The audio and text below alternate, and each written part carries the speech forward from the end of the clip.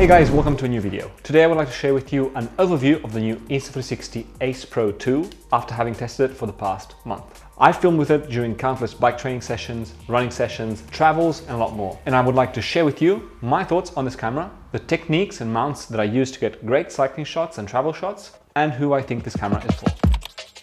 The Insta360 ACE PRO 2 is a compact and extremely versatile action camera by Insta360. It has a 1/1.3 8K sensor with a 2.6 aperture Leica Summerit lens. This camera has a whopping 157-degree field of view. This field of view is really wide and is perfect for on-bike action shots, point of view shots and big panoramic shots, for example when we reach the summit of a mountain or a col. The ACE PRO 2 has a double AI chip that allows a higher image quality.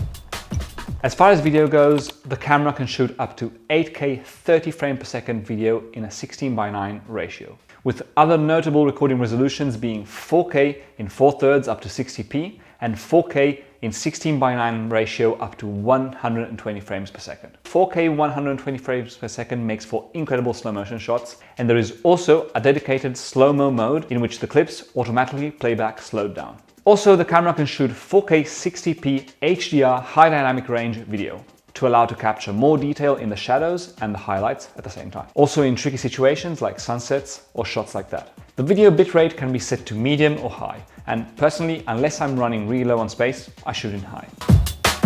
If you're filming in 8K, you will have some fields of view. If you're filming 4K, you will have other fields of view. The most notable mode in 16:9 is 16:9 4K 60p action, which is basically a 4/3 video squashed into 16:9. This is really good for cycling. I almost always shoot in action field of view when I'm shooting cycling, or mega view when I'm shooting like in the city or some places that I am. So I think, as you could see with the 4K resolution, even at 60 frames per second, it is a lot wider, like really a lot wider.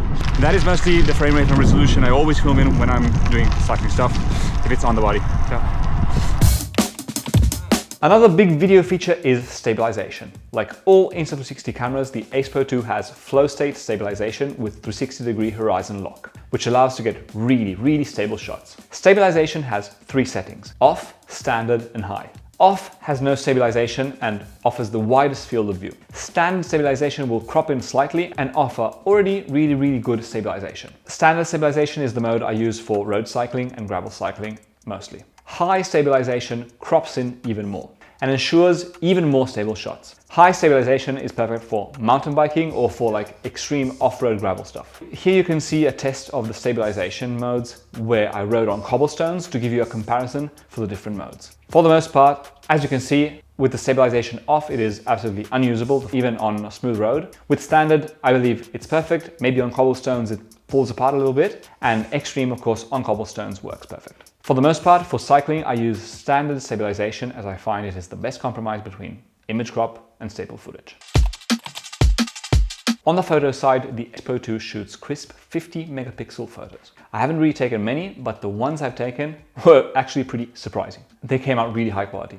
You can of course set a timer to offset the time between pressing the button and when the photo is taken. There are also interval photo mode where you can set the camera to shoot photos with specific times between them at intervals.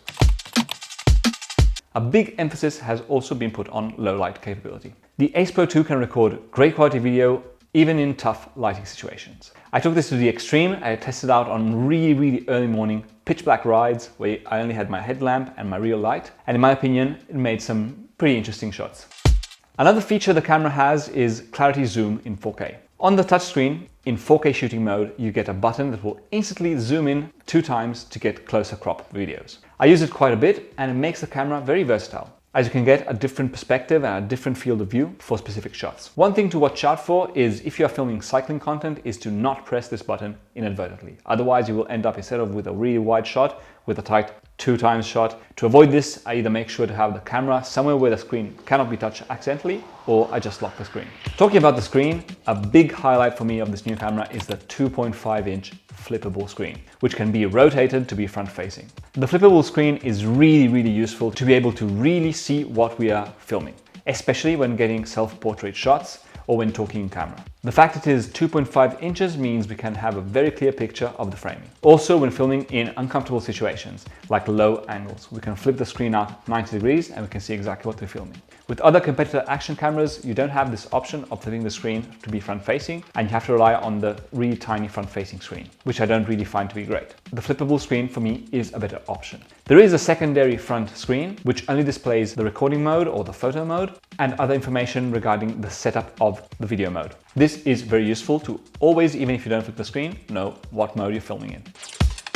Now let's talk about audio. The camera has a new anti-wind guard cover, which is built to have the best quality audio when filming, also in not ideal situations, or in sports like cycling. The cover acts as a shield protecting the microphone, and testing it out, it seems to work. I had to shoot on possibly the windiest day out of the last few months. It's the windiest day ever.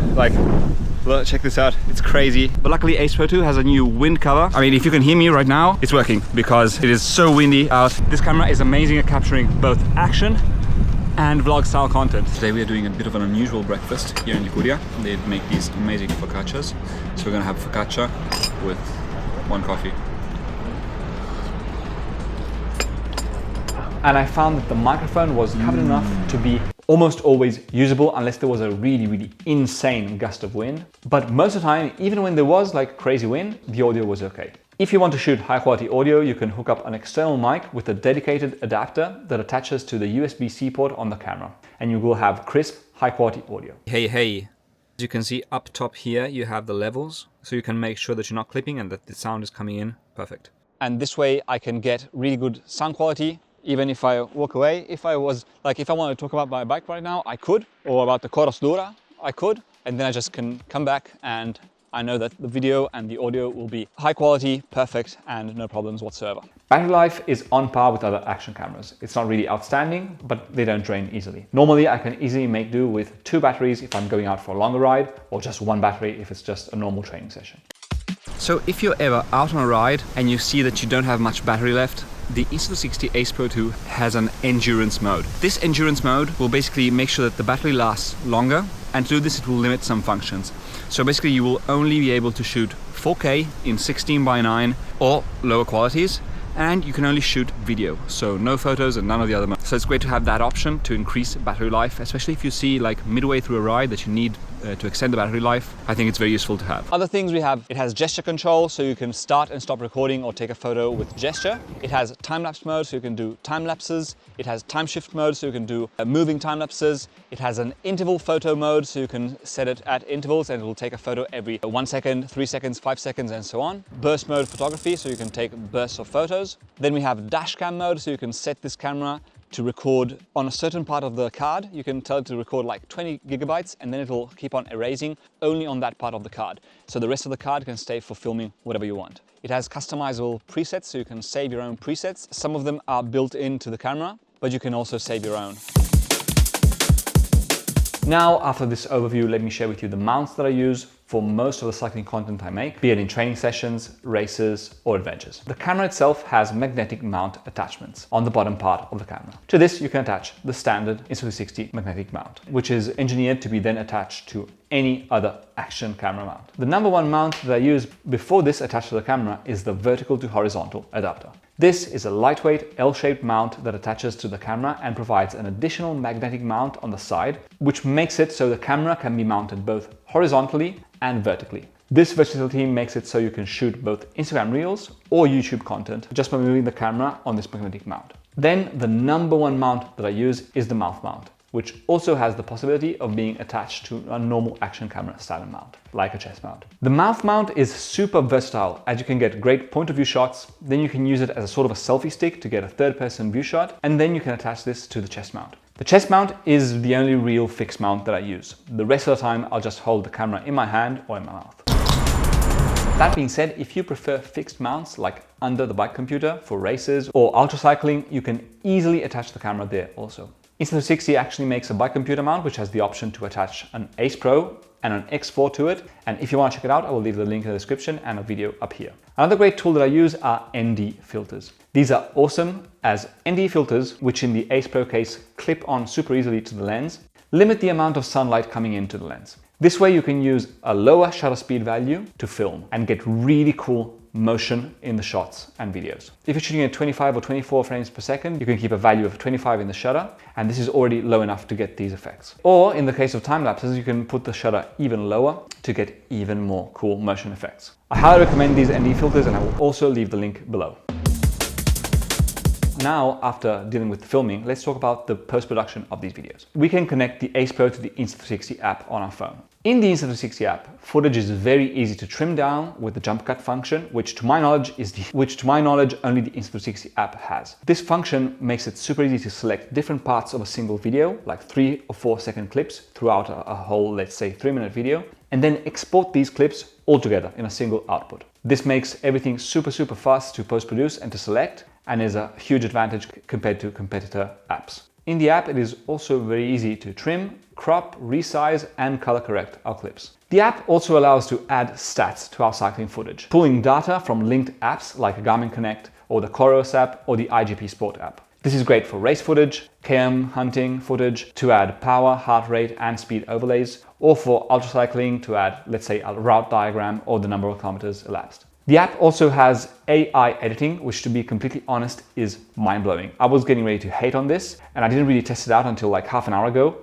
I didn't use it much, and I've only played around with it, but it basically means that there are editing templates, which when you feed them the raw clips that you filmed, even if they're like 2 or 3 minutes long, AI analyzes these clips and churns out an edit, which is very basic, but for average users, it can absolutely be fine.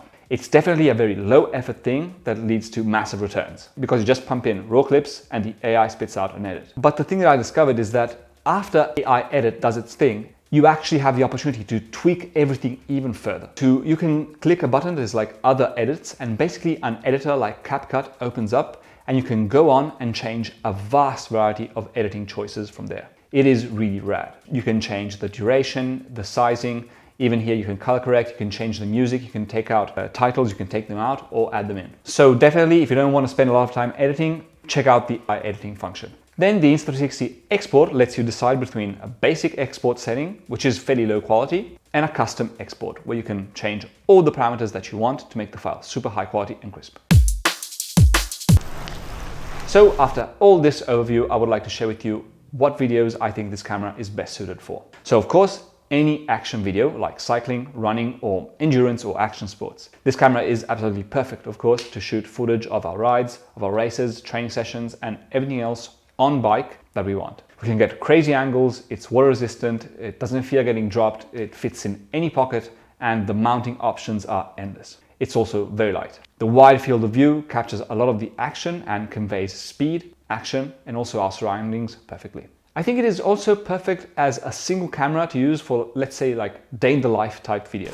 This camera can be your single solution to any vlog style or day in the life style vid, as it can record a bunch of different fields of view in high quality with no overheating, and you can get really good audio without having to hook up an external mic. Even if you might want to use an external mic if you want more high quality audio, or if you want to be able to walk away from the camera. If you want to do talking heads out in nature, you can hook up an external mic. If you use it in tandem with an iPhone that can get you the 70mm shots that you need, I think it would be way more than enough. Also for like big adventure rides, I think an iPhone and this camera will be way more than enough. Speaking of adventures, this cam is also an amazing travel camera. You can just carry with you everywhere and easily get crisp footage without having to overthink it. Are you going for a hike up Mount Teide in Tenerife? ACE PRO 2 will capture great memories and everything that you need. Going on a trip to New York or a big city, same thing. So who is this camera for? I think this camera is a solid choice if you need to upgrade your action camera or if you're buying your first one.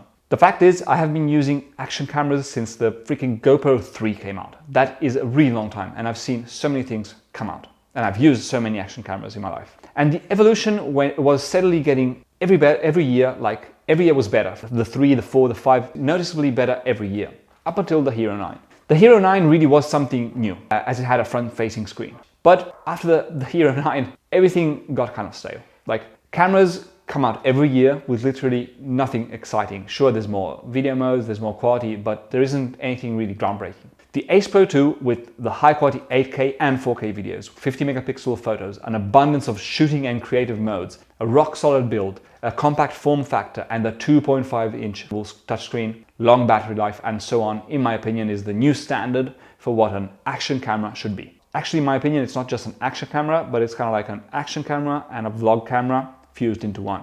It has the best of both action cameras and vlog style cameras. The thing that I believe is that if you get the O2, I think this can be a solid purchase that will last you many, many, many years. To be honest, after this release, I don't really know what they can improve on. And this, for us consumers, is a great thing because it allows us to opt out of the yearly upgrade schedule that most brands have us on and really use, keep and love products for a long, long time. Thanks for watching the video, guys. I hope it was informative and it might help you decide on what action camera to get if you're looking into getting one.